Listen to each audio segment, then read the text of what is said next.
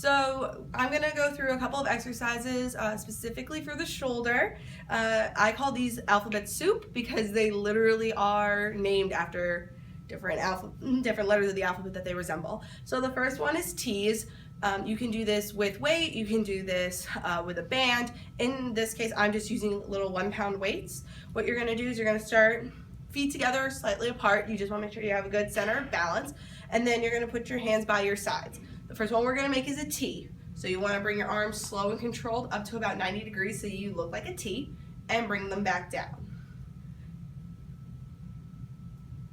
The next one you're gonna do is an I. So what you're gonna do is, instead of having your hands out to the side, you're gonna prepare to bring them up. So your thumbs are pointed forward, you're gonna bring them up overhead, and come back down.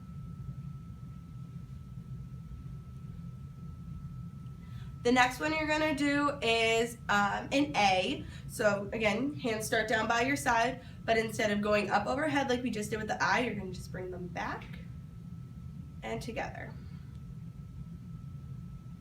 So again, you should kind of see the shape of an A or an upside down B.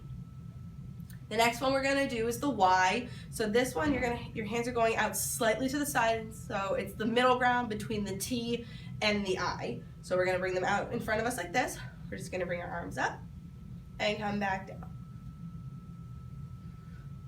One way to think about this is if you've ever done the YMCA, that's what the motion looks like. The next one is the inverted Ys. It's the same motion, but instead of our hands being up like this, we're gonna turn them over. This hits a different muscle within the shoulder region, so we're gonna bring our arms up and back down.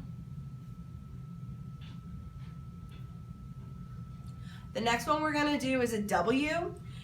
So what you're gonna do is you're just gonna put your hands like this, bring them up and down.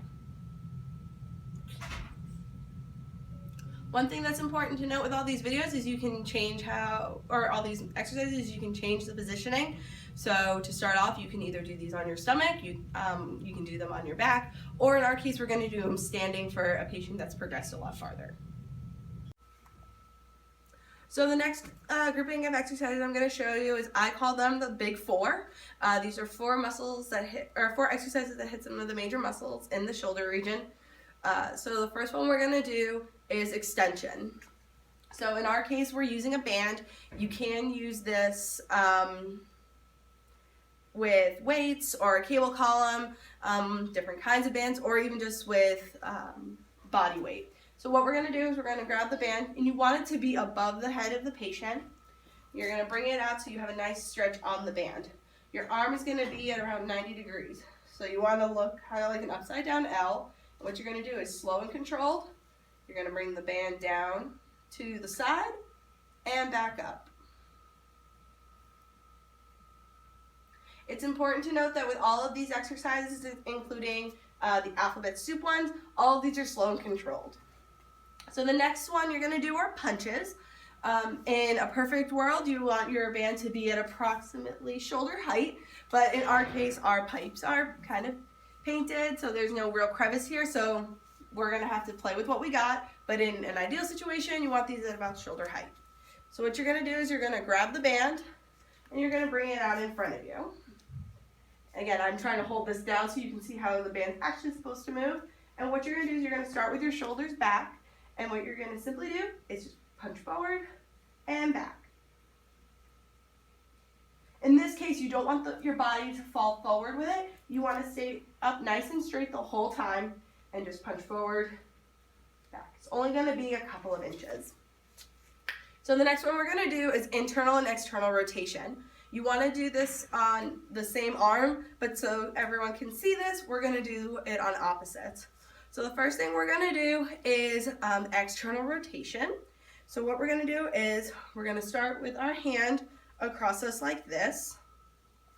And what we're gonna do is you're going to open the door. So you're gonna take this, you're gonna open and then in the case of internal rotation, you're going to close the door. So we bring out, so we have a little bit of resistance.